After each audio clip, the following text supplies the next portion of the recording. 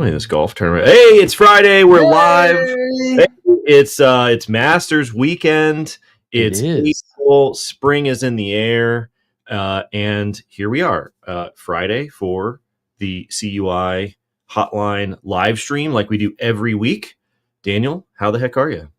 I'm doing pretty good. I've been watching a lot of the stock market recently, and my 401k going through some turbulence. But outside of that, don't watch the stock market. Watch the live stream instead. It's a lot more. It's a lot more pleasant. It's way better. And the Masters live stream at that, like we were talking about before we jumped on here. So. Yeah, absolutely. You can instead of torturing yourself over your 401k, you can watch professional golfers get tortured at Augusta for 4 straight days, which is very fun.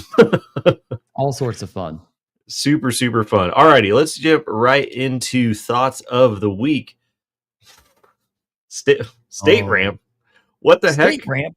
What's a state ramp? State ramp. So this was actually pretty interesting. So I was talking to somebody on LinkedIn reached out to me after the Jacob Hill podcast I did this week. And he came out as an MSSP, said, hey, we're pursuing this FedRAMP equivalency thing. If we have state ramp, are we good? I was like, that's a valid question, right? Well, like, first off, you're not in the FedRAMP marketplace, which is kind of the go-to for assessors to take a look at. State ramp does baseline against NIST 853 moderate. So, okay, there's some good things. You do also get assessed by a 3PAO, also a good thing.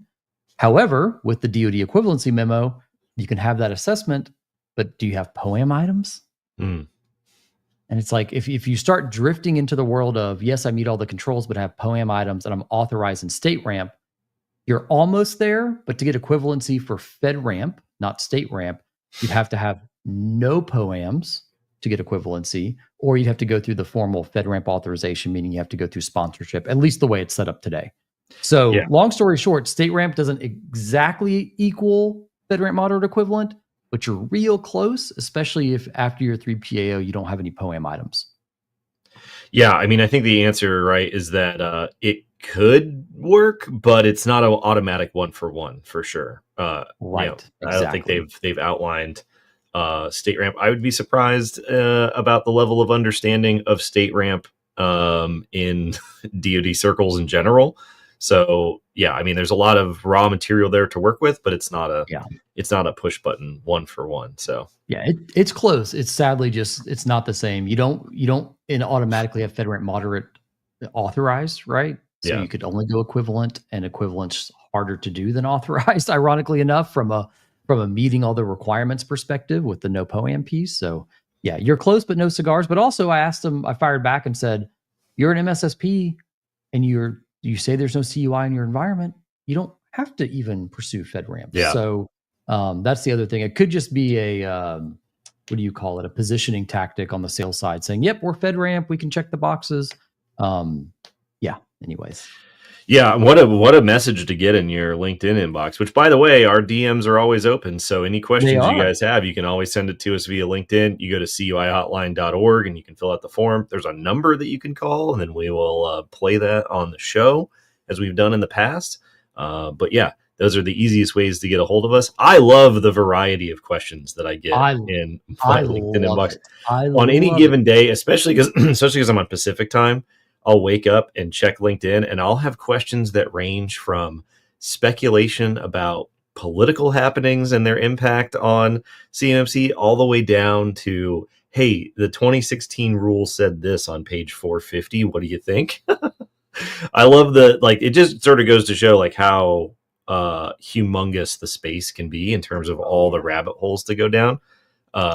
Asking like, hey, state ramp, the amount of stuff to line up and dots to connect to get to that answer is huge. So I always love the stuff that I get in my inbox. So keep them coming, everybody. Beautiful mind, right? It's that whole, always in Philadelphia meme, right? Where it's just putting Post-its and push pins and everything. So yeah. Well, it's like we've talked about before. It's like at this point, if you're starting from zero and you need to go through and learn all of this stuff, there's way more content there now than there was a couple of years ago. But even still, like the amount of stuff that you would have to learn and understand and internalize and then work off of is humongous at this point. You're talking years and years of this stuff as like sort of prerequisite knowledge to be able to rip through quickly.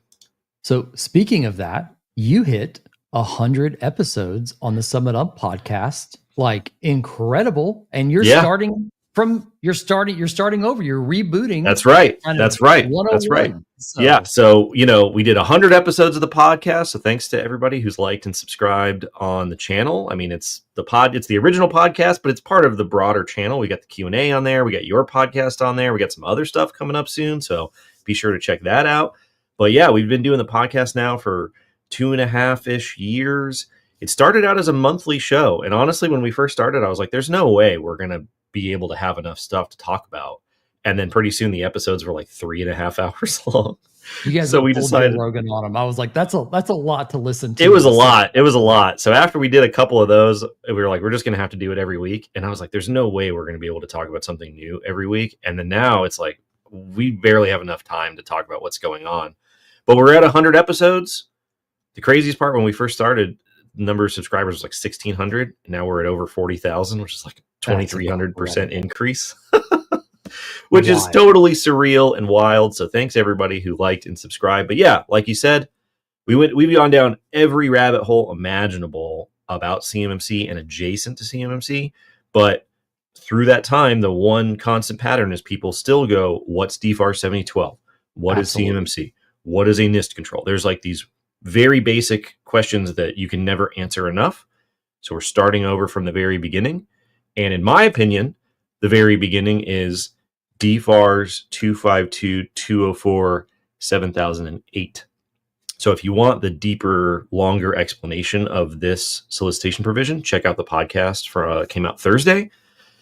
But essentially, the suite of DFARS cyber clauses, as you could call them, are a set of provisions and clauses. Provisions go into solicitations and make you aware that you have contract clauses that have compliance requirements. So 7008 makes you aware that you will have the clause 7012. 7019 makes you aware that you have the requirements in DFARS 7020.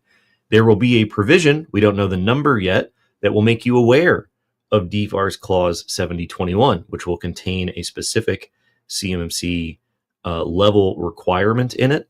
And there's also 252-204-7009, which very few people have ever read, which talks about how the government won't hold you liable if you report that you experienced a cybersecurity incident. So in total, it's 7 things, 7 contract clauses, which is very convenient for us. Thanks, DoD. 7-7, baby. But yeah, these 7 contract clauses are what everything else builds off of. The need to conduct self-assessments and calculate scores. The need to implement the cybersecurity requirements that you're self-assessing and calculating scores for. The need to go into specific cloud enclaves in order to meet the contractual obligations in 7012. The need to understand CMMC scoping guidance because of what your level requirements will be, the data types, all of that stuff builds off of this core set of contract clauses. So that's where I think the fundamental understanding should come by. So starting at episode 100, we're starting with DFARS 7008. We'll work through that set of the DFARS suite of cybersecurity clauses. And then we'll go wherever the winds of regulatory change take us for another 100 episodes. And we'll have those to look back on. So if you haven't heard about 7008, which a surprising number of people either messaged or commented, they're like, never heard of it before, you might find it very interesting. The bottom line is 7008 is the one that hooks people for self-attestation, because the wording in there specifically says, by submission of this offer, the offerer represents that it will implement the cyber requirements in NIST SP 800-171. So when you submit the offer, you are attesting that you will meet 7012. So technically, the self-attestation problem stems from 7008, not just from 7012. But they go hand in hand, so they're not like hyper separate or anything like that. But thanks for 100 episodes, everybody. We'll be at 100. This is the 28th Q&A. So we'll be at 100 Q&As coming up in the future. And like I said, there's a lot more stuff coming up on the channel. So make sure you like and subscribe. All righty. One thing I didn't realize about DFARS clauses back in the day until someone showed me a contract that they had. And it was like 5-10 pages of DFARS clauses. Like, you got to be freaking kidding me. There's a lot to get through. Yeah, absolutely. Yeah, there's some people who have followed since 2023. Yeah, the cool thing about 7008, or not the cool thing about 7008, it's only 300 words long. DFARS 7012 is only 13 paragraphs, and like half of them are talking about the government's obligations when they handle your data. So you're talking 300 words, 5 paragraphs, and this whole world of stuff extends off of something that you could tweet. Like, it's not very long at all, which is just really, really crazy. So, all righty, let's see here. Katie Arrington mentioned federalizing CMMC in an interview. Any impact on the FAR CUI rule? Yeah. So in case you guys missed it, the boss lady herself, Katie Arrington, acting DoD CIO, original face of the CMMC program, for those of you who weren't around circa 2019, 2020, she gave an interview as the CIO. She's talking about zero trust strategies, talking about a bunch of stuff that the DoD is doing.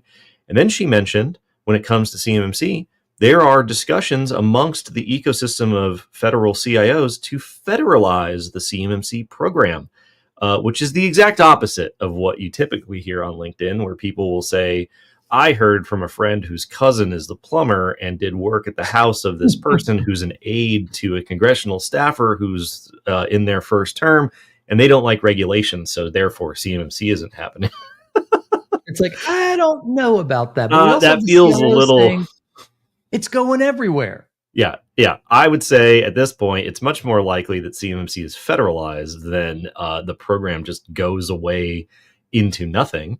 So federalizing CMMC would be very interesting, because the other agencies don't have a program to verify that their contractors working with their data have implemented their cybersecurity requirements. The problem is that those other agencies don't have their own version of DFARS 7012.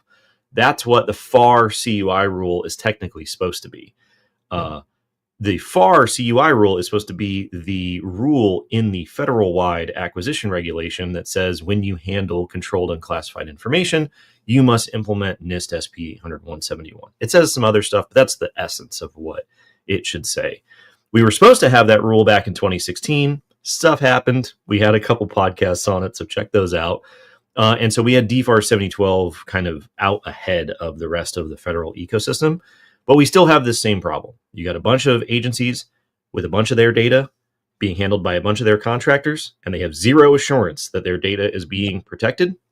DoD has slogged through the mud for years to get their verification program set up so they can have some assurance that the same requirements that all the other agencies will have been implemented. So it is much more likely that rather than those agencies reinventing the wheel and trying to do what DoD did, they'll just leverage the CMMC program. She didn't provide any details, but there was a time back in the day, gather around kids, there was a time back in the day when Katie Arrington said things about CMMC. It was headline freaking news. Yep. I mean, you couldn't go a day without people being like, Katie said this about CMMC. These days, I've been very surprised that Katie, now the DoD CIO, will say, we're talking about federalizing CMMC. It's not going anywhere. And instead, you'll hear other stories about, there was this thing. I don't know if it's happening. This guy in Congress was saying, not happening. It boggles my mind, the disparity between 2020 and early 2025. So the question, is there any impact on the FAR CUI rule? Remember, the FAR CUI rule, if you missed the podcast, does not include a third-party verification requirement. They specifically say, and I disagree with their analysis, that there's no need for a 100% inspection requirement, as they say, because defense contractors already have a program in CMMC. That's true. But that other federal contractors, I believe the wording is like, are properly incentivized to comply with their cybersecurity requirements, which is completely based on self-attestation, which is complete, total nonsense. It don't work. And everybody knows it. So it's very unlikely that the FAR CUI rule would be edited to include a third-party requirement, just like DFARS 7012 does not have a third-party requirement in it, it is much more likely that the other agencies would point people to using CMMC, just like DoD is pointing people to use CMMC. So there's let's zoom out for just a second. Who's the author of the FARS CUI? The DoD is involved. That's right. Could easily have some sway in that because there's three agencies involved in the creation. Yeah, the FAR Council is GSA, NASA, and DoD. I still don't think that the FAR CUI rule will ever include a third-party verification requirement. It should. I just don't think pragmatically that it will. I think they'll be separate the way that 7012 and 7021 are. I think you'll have FAR CUI because ultimately the DoD sits on the FAR Council, but all of the agencies have discretion, right? So they're going to leave it up to agency discretion. In a different universe where we actually have real regulations in this country, then maybe we could have some sort of universal approach to how things are done, but that's not the way we do it in the American government. So we're just gonna yeehaw. We're just gonna let everybody do their own thing. So it'll have a related impact on the FAR CUI rule, even if it's not directly impactful on the FAR CUI rule. Alrighty, let's see here. Okay, this was a message I got via LinkedIn DMs as well. Okay. We are a SaaS app that handles CUI. Do we need FedRAMP, or is an 800-171 audit sufficient? Our SSP clearly states we are only hosted in FedRAMP authorized clouds. Daniel, end of story. Cut and dry. I've got a lot of feelings about this, but why trust me? So, yeah, what do you know? What do you know? So, the FedRAMP marketplace actually has a little Q&A. Oh, it says permanently moved. They moved the Q&A. Hang on one second. It was too powerful. We were showing it on stream. Much. So, long story short, if you have CUI and you are a cloud provider that aligns with NIST 800-145, if you're curious on the definition of what that is, the DoD came up, says that you have to be a FedRAMP moderate or equivalent cloud. Now, the FedRAMP website, and I'm trying to find, because they moved everything. Here we go. The Help Center, they moved things around. I think they moved things around because of this FedRAMP 20X thing. So they're moving stuff around on the website. By the way, everyone thinks like, oh, it's all going to be a lot better now. And it is a very long time from now. Yeah, I'm a little skeptical about FedRAMP 20X. Bottom line here, as you pull it up, is the idea of the cloud shared responsibility model needs to be taught in every high school in America and needs to be on multiple billboards by freeways outside of major metropolitan areas. Your SaaS app being hosted in a FedRAMP authorized cloud does not make your SaaS app FedRAMP authorized. It does not. Period. So your app itself needs to have its own authorization or equivalent if it is going to be handling CUI. That's what the FedRAMP FAQ will say. Wherever the heck they put it, we'll pull it up if we have time here. Yeah. But that's the end of the story. Man, I was hoping to find it. Anyways, it's on here somewhere. I'll find it and post it later here. Let's see here. Priceless Pancake said, yeah, at this point, if you want FedRAMP updates, they're just going to keep referring you to the GitHub. Man. Yeah, the FedRAMP 20X thing, we might as well just riff on it really quickly. FedRAMP 20X thing, I'm deeply skeptical of the FedRAMP 20X initiative. For those of you that are outside of FedRAMP circles, it's not necessarily the most, hey, we found it. This is on the FedRAMP website. If a software as a service or platform as a service resides on a FedRAMP authorized infrastructure as a service, AWS, Google, or GCP, Azure, does it mean it also is FedRAMP authorized? No. I'll zoom in even more. Could you make that a little bigger? Right. No. No. So that comma really should just be a period. It should just say no, right? And so that's the tricky part. And part of the question we were having this morning around the state ramp piece, state ramp, same thing, doesn't mean you're automatically FedRAMP authorized. Just because you're in a FedRAMP authorized data center doesn't mean your application is FedRAMP authorized. If you are not on the FedRAMP marketplace at a moderate or higher level, moderate or high, I'm so sorry, It doesn't work that way. Then you have to prove equivalency. And if you can't prove equivalency, nobody can put CUI in your application. And you either need to give very immediate direct guidance to not do this, or you need to pursue the equivalency or authorization, which would take a long time. Now, I will say all this to say I've been on calls with cloud SaaS application vendors, very, very large ones, and they have touted CMMC compliance, but they have not been FedRAMP. And there was one customer that I talked to, or not a customer, but one company that had 4,000 subscribers to their system, where they stated in their terms that they could use it for CUI and it was CMMC compliant. And guess what? They were not FedRAMP as a SaaS provider.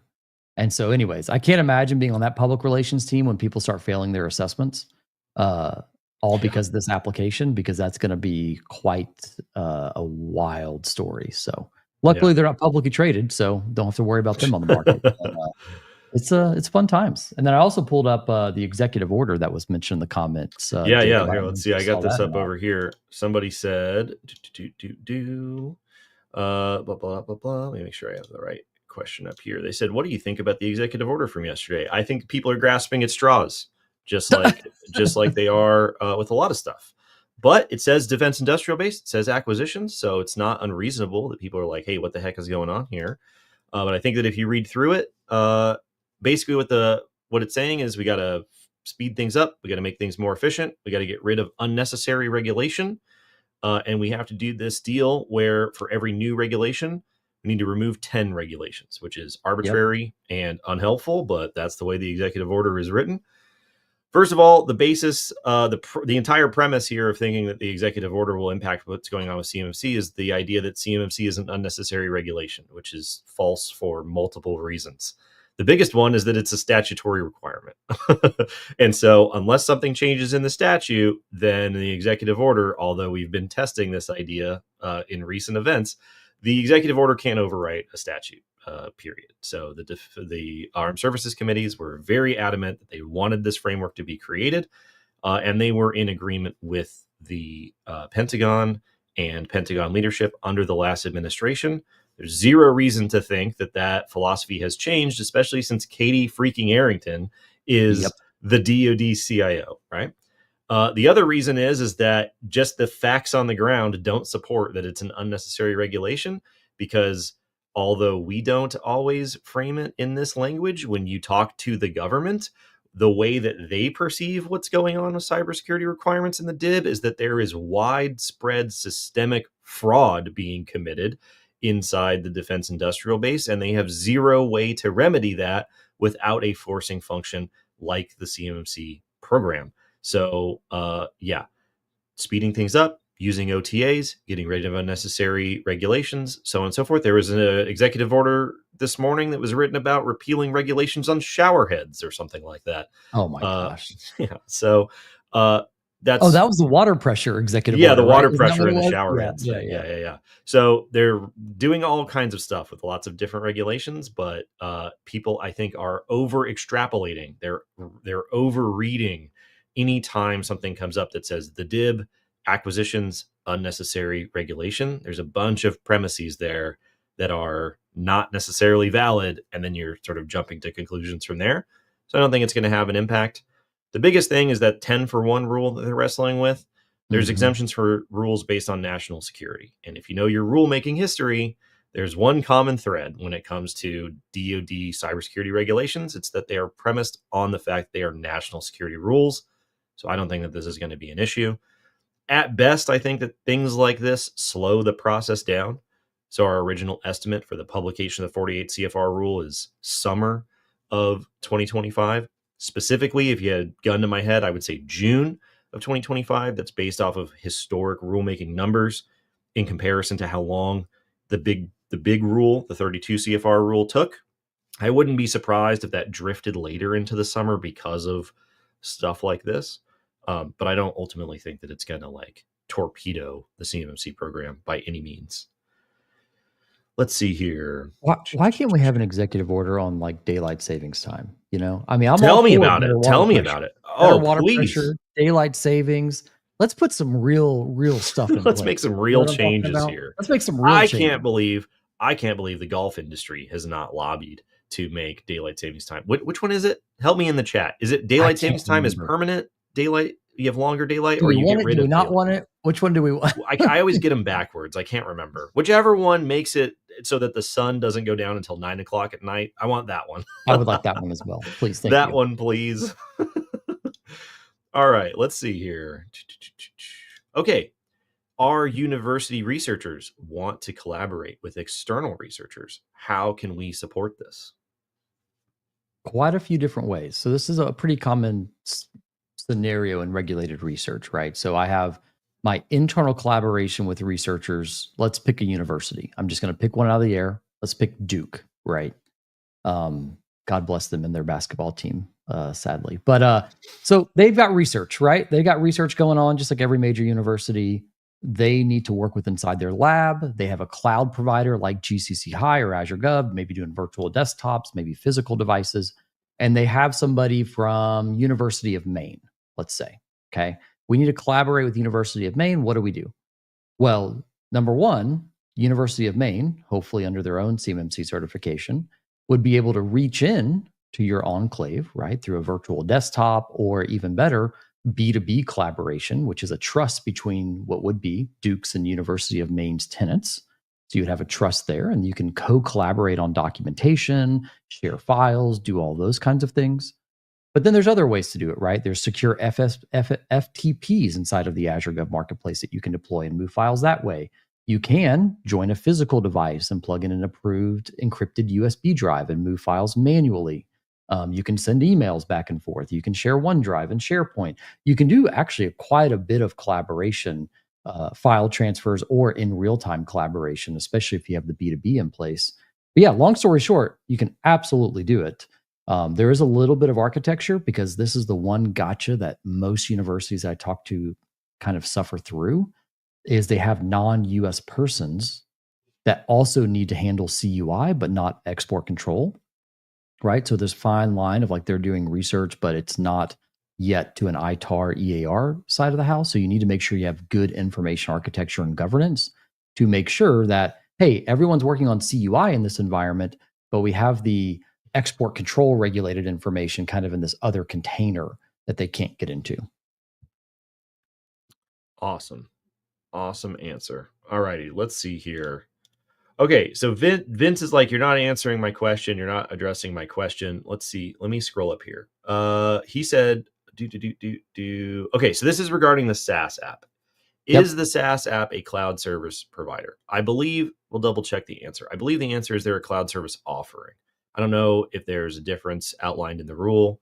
Are they a service provider? I believe they're a cloud service offering is the language that's outlined. Does the SaaS app meet the definition of a CSP? And the case that Vince is making is that I think there's a possibility that the SaaS app is an external service provider rather than a cloud service provider. I get the details for you and do the analysis. I guarantee you that is not what DoD wants. So if you're going to exploit that reading of the rule, I would do it now before they close that loophole, because they clearly just zooming out, the SaaS app is clearly not an external service provider. It is a cloud application that is storing DoD's data, which is going to trigger FedRAMP requirements. So if there's an opening in the reading of the rule, then definitely leverage it while you can. But yeah, DoD, I know you guys lurk this stream. Definitely add that to the FAQs and the 3.0 rule if people are going to be doing that, because I'm pretty sure that's not what you want people doing with their data. Well, and for those interested in the CMMC L2 scoping guidance, and there's a NIST publication that's supporting this, it actually kind of defines what a CSP actually is. And so threading that needle, to Vince's point, if you can exploit it, but also you have to also understand the intent. Not that you can't exploit it, but also understand the intent that if there's data in a cloud provider, they're going to want FedRAMP, right? So again, for sure. Yep. But it's an interesting case, because there's lots of cool ways to read stuff different ways. So, alrighty, let's see here. Bet you can't give 3 reasons why we can't have reciprocity between ISO 27001 and NIST SP 800-171. Bet I can. Bet I Give can. it to us. First of all, the baselines are different and not equal. Therefore, they're not going to be reciprocal without some like magical hand waving, which is not exactly what the government is prone to do. There's a mapping between ISO 27001 and 800-171 in an appendix in the back of 800-171, and there are many, many gaps between the two baselines. That's one reason. Second reason is there's no standardized assessment procedures for ISO 27001. Even though they have ISO 27001 auditor training, whatever questions they're going to ask you during your ISO standard are just whatever's in the ISO auditor's head. There is no NIST SP 800-171A equivalent for ISO 27001, and that's a big problem. Personally, I think any cybersecurity standard that doesn't have a standardized set of assessment procedures is only half of a standard. So although 171 and 171A, 53 and 53A have their problems, they are light years ahead of other standards in terms of being able to provide standardized levels of assurance, which is the ultimate goal. As a result, the third reason is that the training is extremely different because at its core, the training in CCP and CCA is focused around the assessment objectives in that standardized assessment procedure. If you just go through ISO implementer or auditor training and they don't have those standardized assessment procedures, the level of training for the assessments is not equivalent, and it definitely will not pass the smell test for DoD to be like, oh yeah, totally fine, we'll just accept a 1-for-1 exchange. Those are three off the top of my head. I mean, that's pretty good. I mean, Priceless Pancake posted, I was on the ISO audit as standby for cybersecurity, and it seemed pretty loose. Yeah. Oh, here's a bonus reason. There's no scoping guidance in ISO, and everything regarding how you implement these requirements, especially under the banner of CMMC, is dictated by very specific scoping guidance. And so if you have, for instance, one CMMC environment and another CMMC environment, the scopes would be completely different, let alone if you've got a CMMC environment and an ISO 27001 environment from there. Alrighty. Priceless Pancake, all-time commenter here, running up the high score. So thanks for all the comments. Let's see. Blake says, can you explain the trigger of 7008 and 7012? Being a prime contractor, do we need to push these to the trailer rental company, fencing rental, etc.? Not considered COTS, but also no project data. So the trigger for flowing those things down is if the corresponding data flows down. So specifically the bottom of 7012, like we'll talk about on the podcast next week, paragraph M says that the contractor determines whether the data that they're sending to their subcontractors retains its identity as controlled unclassified information.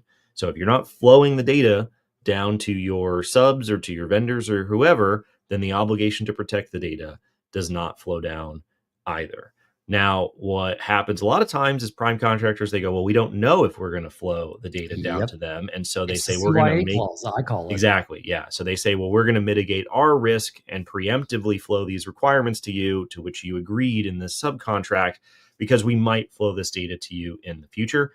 I don't think that your trailer rental company is going to be receiving that data, or the fencing company. So the data isn't involved, even though it's not necessarily COTS, unless you're somehow subcontracting out specialized trailers that are created via controlled technical data. Are you hauling hypersonic missiles in these trailers? Then maybe it isn't just a trailer rent. Can you rent a hypersonic missile trailer? Do they carry them in trailers? Maybe. I don't know. It's been years since I've been in the trailer business, so I'm not sure how it's changed and been updated. General rule of thumb, the data is not flowing to them. They don't have the requirements to protect that data unless you are an enterprising prime contractor, as many are, and you want to CYA or get ahead of the curve, in which case you might preemptively flow those requirements to them. Alrighty, let's see here. John says, I have heard different answers from 5 different C3PAO assessors. The question is, we have a remote printer and desktop in a secure office for one of our businesses that has a site-to-site VPN connection. This is so they can securely download and print CUI data at the remote office. Do each of the network devices, VPN, server, switch, router, all have to be FIPS 140-2 compliant? if the protocol is HTTPS TLS 1.2. This is a fun one. Good to hear from you again, John. So the way that this works, I know conceptually what we have to think about is at any point is the data not encrypted to FIPS 140-2 requirements, right? Validated cryptography. And so when we're running that logic and the way that I think about this, let's say we have a cloud provider, right? We have a print server running in this cloud provider. We have a site-to-site VPN from that to my on-prem, right? Let's assume that's a FIPS validated tunnel, right? That hits my firewall. My firewall hands that off to a switch. That switch goes to a network printer. That network printer is in a closet somewhere, okay? So from the handoff from the firewall to the switch, we've broken the site-to-site VPN point at that, right? Now it's local traffic. And so now that file is moving through the local network to the printer. So the question is the data at that point, for some reason, now unencrypted? Now, if you were sending just a traditional print job, like a lot of people do, print jobs are sent in plain text. So once it leaves the site-to-site tunnel, if it's morphed into plain text world, and now it's on your local switches, then yes, you need to protect those accordingly. If it's what I would call double wrapped, meaning it went through the site-to-site VPN and the actual data transmission was over HTTPS TLS 1.2 that meets FIPS validated standards, then that data, once it hits the firewall out of the VPN tunnel, still over HTTPS, moving through your local network, not being decrypted, hits your printer. And at that point, your printer obviously would store things in memory and need to be protected and yada, yada, yada, right?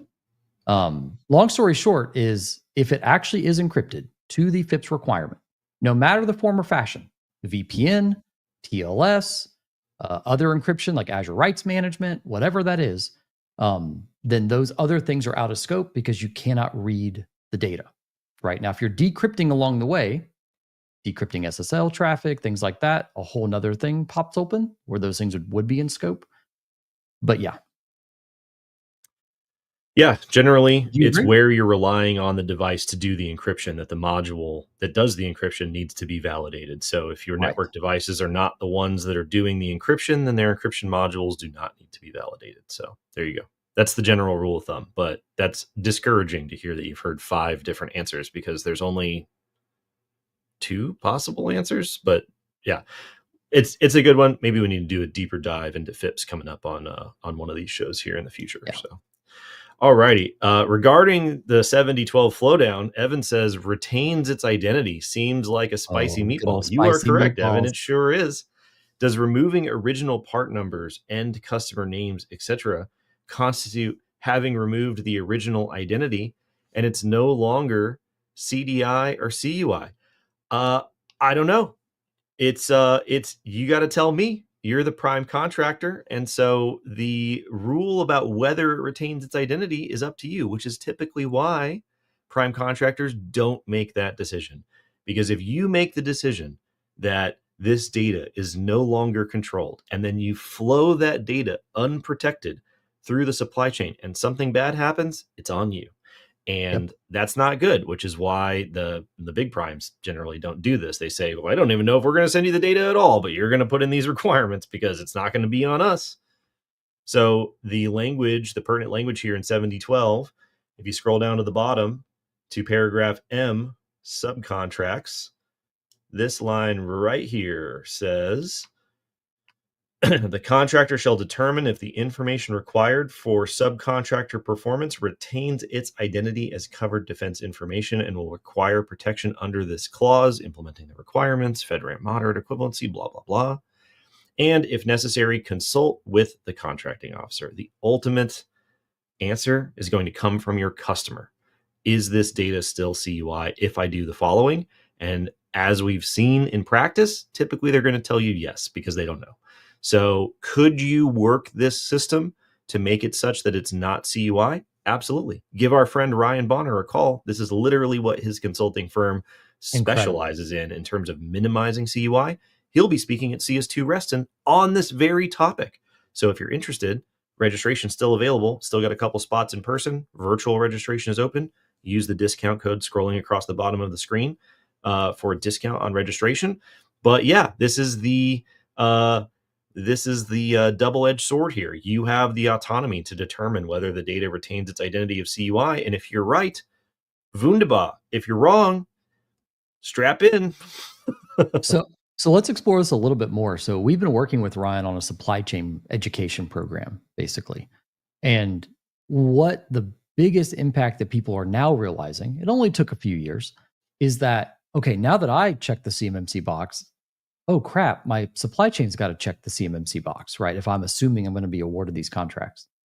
And the best thing you can do, to your point, Jacob, and to Ryan Bonner's presentation and the project that we're launching, is de-scope controlled information where all possible, so that you have to bring in only a little bit of your supply chain, hopefully, versus doing what's been done for years to not great effect, which is the CYA method, right? Because you don't know. So bring in DefCert, bring in Ryan, bring in us if you want to kind of help analyze your supply chain and what you can de-scope, because that's the best tool you have right now with a very short amount of time, because you can't expect all your suppliers within the next 6 months to get certified. You just can't do it. And so the best you can do is de-scope the CUI you're giving them, so it's not CUI. Gotcha. All righty, let's see here. We told our users to put all CUI in a specific cloud enclave. We ran your scoping script and they didn't. Gosh. What now? So this is kind of a fun one. So I had somebody we have an M365 PowerShell script that we use to scope migrations. And this particular company was using a tool, I think it was Ignite, like a cloud storage tool, right? We'll just leave it at that.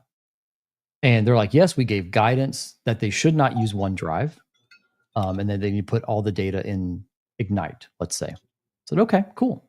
So they run the script, they return the results, and I'm looking through the results, and I'm on a call with them, and I was like, you guys have 1.8 terabytes of data in OneDrive. And they're like, yeah, we told the users not to use OneDrive at all. I was like, well, I hate to say this, but they've been using it a little bit. And I was like, do you know if there's CUI in it? And of course, the answer to that is we don't know, right? IT people, there's no magic wand that technical people automatically know if there's CUI in something or not. And that's something that apparently everyone else thinks that they magically know. So we built like a CUI keyword list, and I've mentioned it multiple times here on the live stream. If you want that, shoot me a LinkedIn message. But I was like, now you need to take this list and do a content search of your tenant and figure out how exposed you are, right? I mean, how much CUI do we have? And that's just doing the basic files, right? Email, SharePoint, OneDrive, Teams, PDFs, just traditional kind of OCR search. And I say all this to say is like, users will take the path of least resistance every single time. Bolt-on tools or file collaboration tools, Ignite, Prevail, you name it, they're good tools for what they do. Yeah. But if you're assuming adherence to only using that tool to collaborate, you are woefully incorrect. And users will be using your email provider, your own, native collaboration services like OneDrive and Teams and your commercial cloud. It's bound to happen. And that's the only big downside of doing an enclave, is that you have to double down your monitoring of your other environments to make sure users aren't doing it and reprimand appropriately. Yeah, absolutely. How many times have we seen this? How many times have we seen this? Hey, you're the IT person. Figure out the governance for controlled CMMC data. is not an IT problem. We talk about it all the time. It's like IT, it's a data flow problem first. And who knows where the data goes? I don't know. The BD salesperson, they typically know. Contracts, they typically know. Engineering. People fulfilling the contract, engineering, operations. Like, IT is just supporting the infrastructure that all these departments sit on. And so unless someone comes and tells them where all the CUI is, how are they supposed to know? Right. So that's when you get into over-scoping, and IT people are like, well, screw it. We're going to make everything compliant.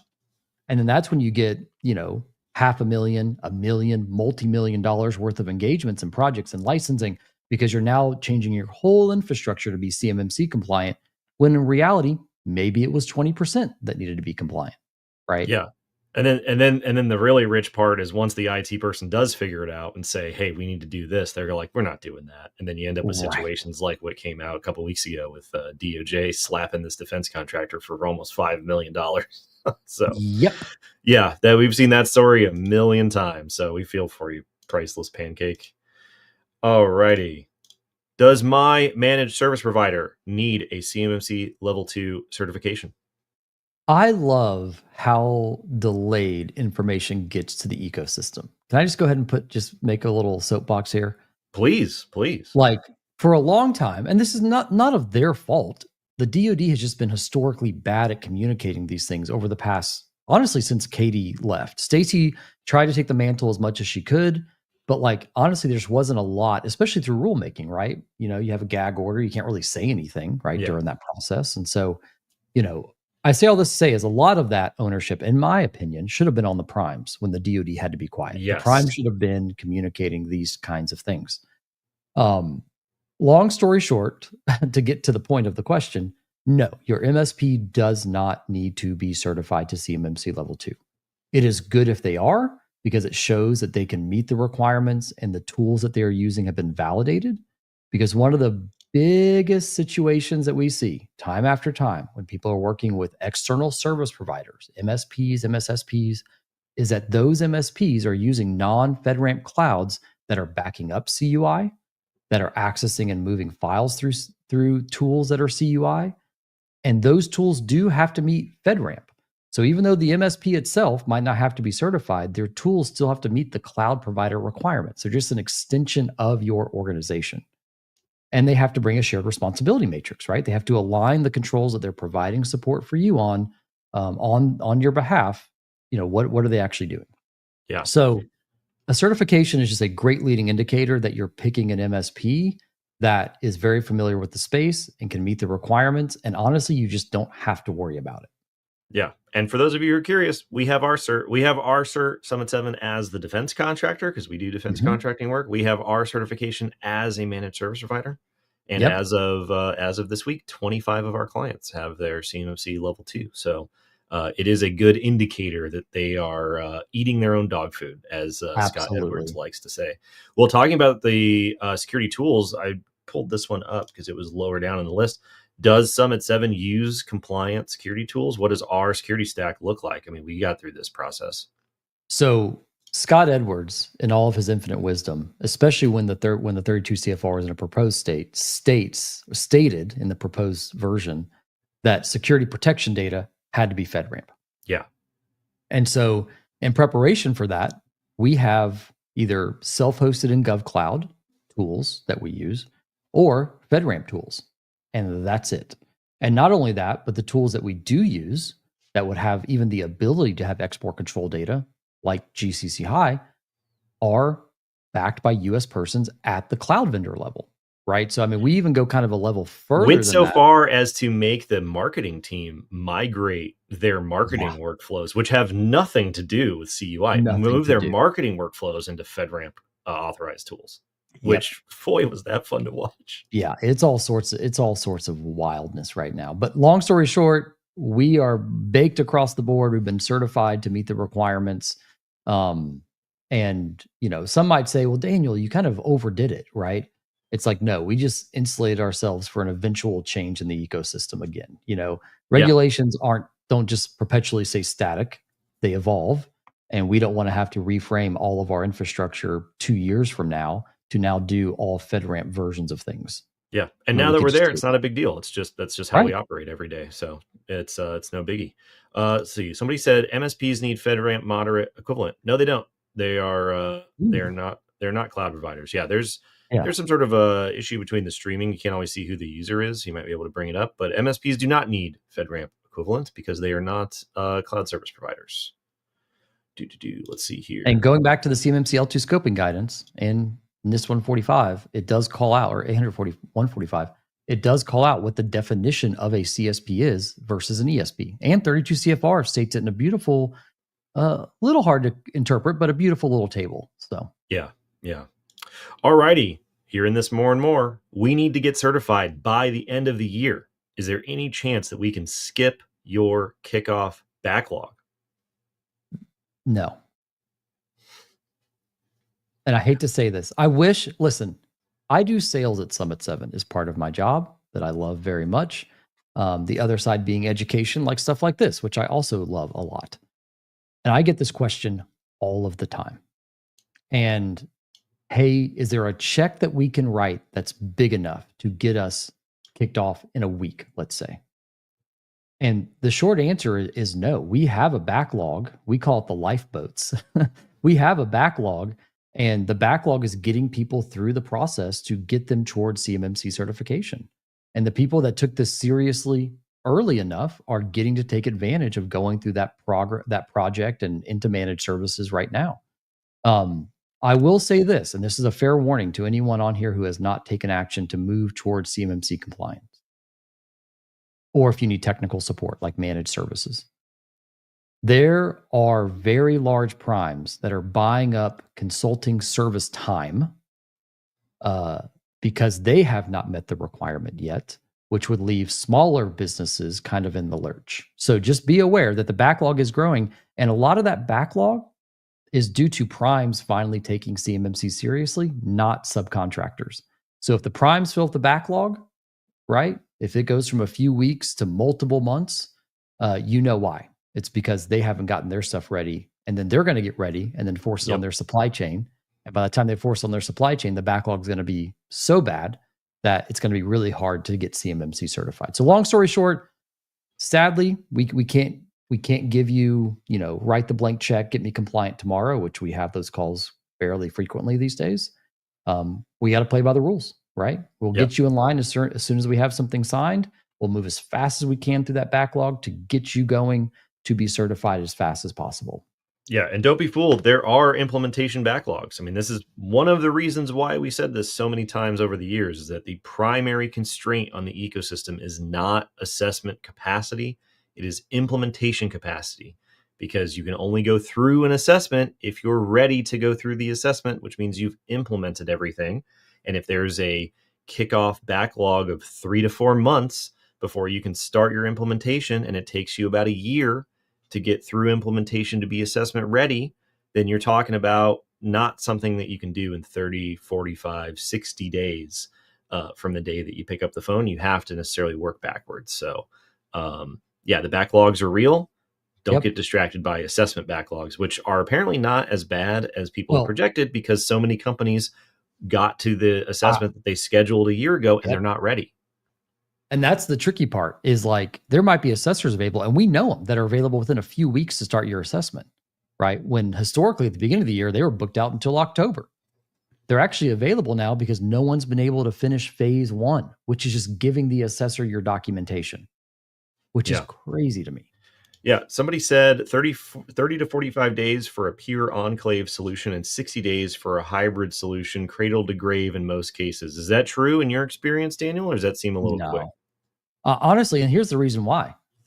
Documentation, right? SSP updates, change in behavior of an organization. Technical build out, yeah, we can do that part fast. Connection back on-prem, yeah, we can do that part fast. The question is the firewall we're connecting to compliant? Okay, now we got to go buy something that is compliant, right? Do we need new workstations? Are we going to reuse the workstations, right? What's the data flow look like now that we're in like an enclave or a hybrid enclave deployment? So honestly, the technical piece is I hate to say it, is the easiest piece of the whole equation. It is the easiest part for sure. Organizational adoption, training, updating and creating new documentation that people leadership now have priorities. To follow. Leadership priorities. I mean, the amount of time that it takes, people call us and they go, how fast can we start? Pry 1, start right now. We don't hear from them for weeks. And then they call us back and they're like, oh, it fell off because somebody got sick, somebody died, priorities changed, this and that, blah, blah, blah. Somebody got a different job. We had new hire, budget, you name it, spin the wheel. And then you got whatever. And pretty soon it's been 4 months. It's been 4 months. So we're not saying that it takes that long to configure a technical configuration set of items, right? That's just in our experience working with like 1,000 different companies.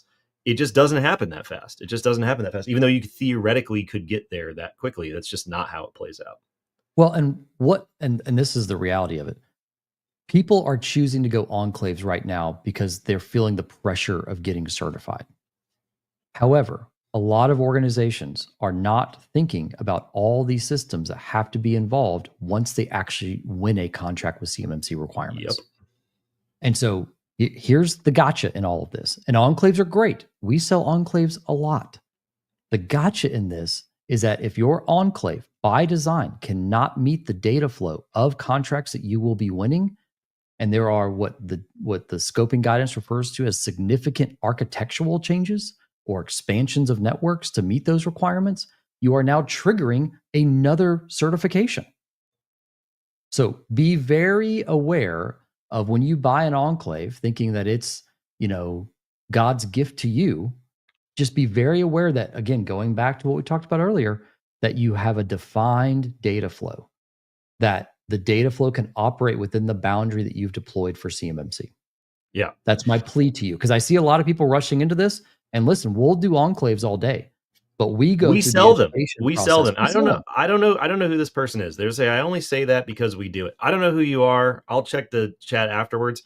Listen, there's a lot of people that sell enclaves in the environment. There's a lot of people that criticize Summit 7 because they're like, you're not small business friendly. I'll tell you this right now. We got over 1,000 clients in our portfolio and 3/4 of them are small business. We're the right fit for people who we're the right fit for. We're not up here lying to people about how long things take.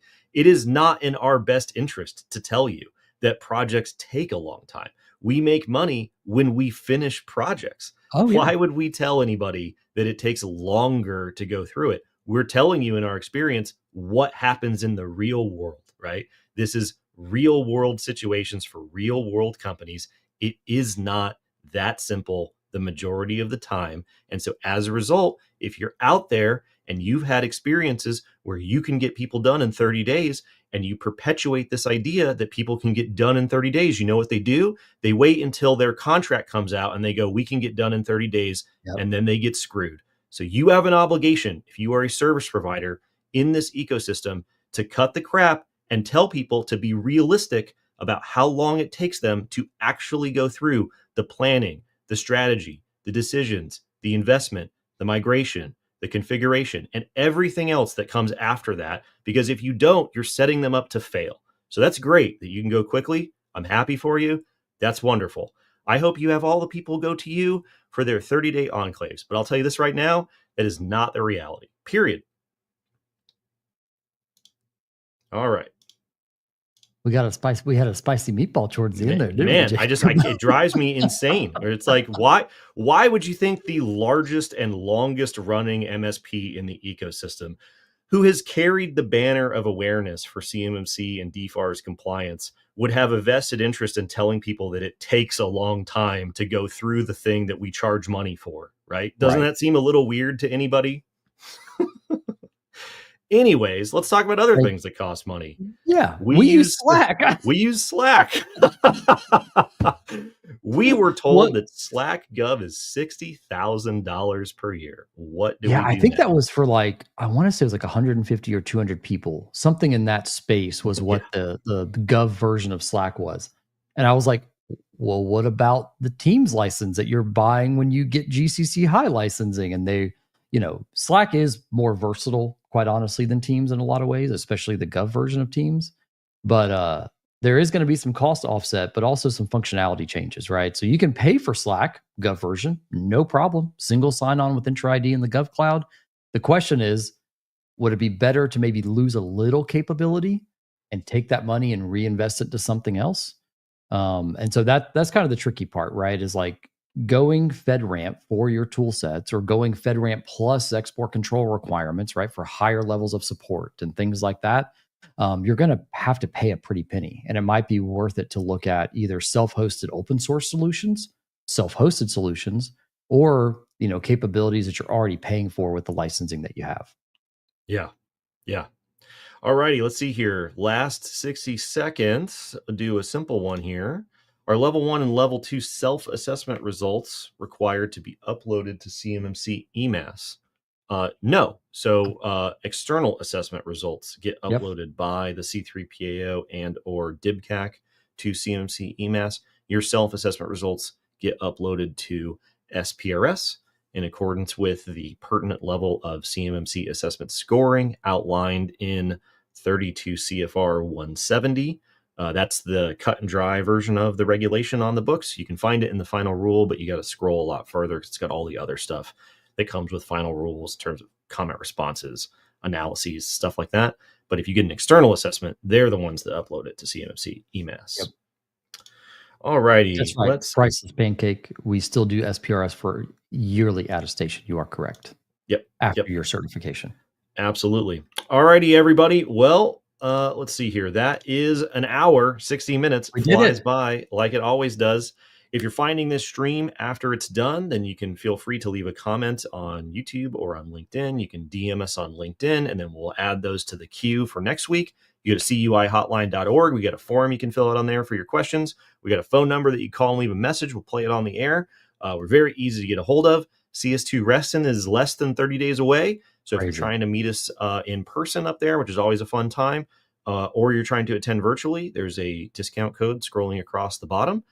We do this show every Friday. We do a podcast every Thursday. Daniel's got his own podcast. We got a bunch of new stuff coming out on the channel as we move through the year. We just hit 100 episodes of the podcast. We hit 40,000 subscribers on the channel. Thanks, everybody, very much. Like and subscribe. Producer Dustin always yells at me for not saying it. So like and subscribe, and we'll see you next week. See you guys.